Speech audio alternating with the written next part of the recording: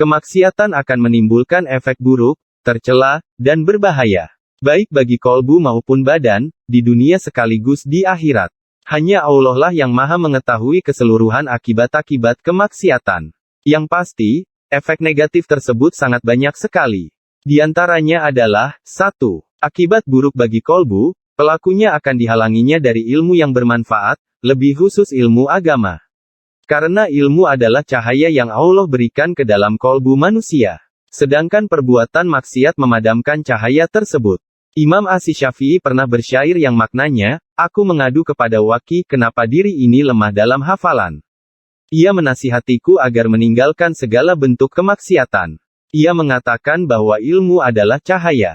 Sementara cahaya Allah bukan untuk yang bermaksiat kepadanya. 2. Perasaan khawatir dan was-was terhadap hukuman dan azab Allah.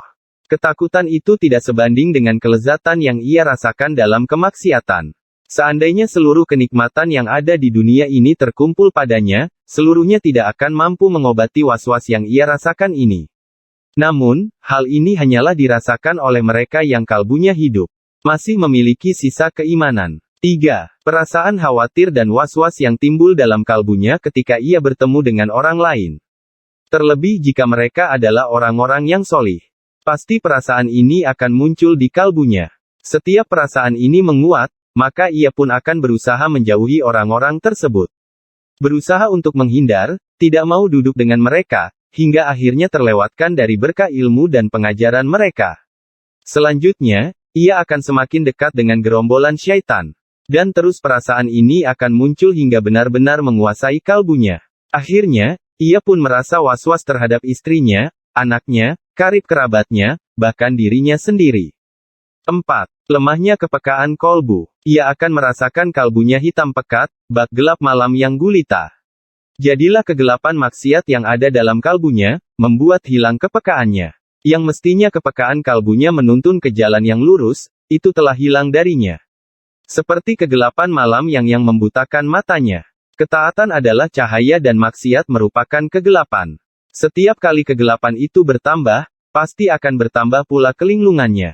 Hingga ia pun terjatuh dalam berbagai kemaksiatan, kesesatan, dan perkara-perkara yang membinasakan dalam keadaan ia tidak menyadarinya. 5. Melemahkan kolbu dan badan sekaligus. Bahkan berbagai kemaksiatan selanjutnya akan mematikan kalbunya. Adapun melemahnya badan, karena kekuatan seorang mukmin itu ada dalam kalbunya. Semakin menguat kalbunya, semakin menguat pula badannya. Seorang pendosa, walaupun ia seorang yang kuat tubuhnya, akan tetapi sebenarnya mereka adalah orang yang paling lemah.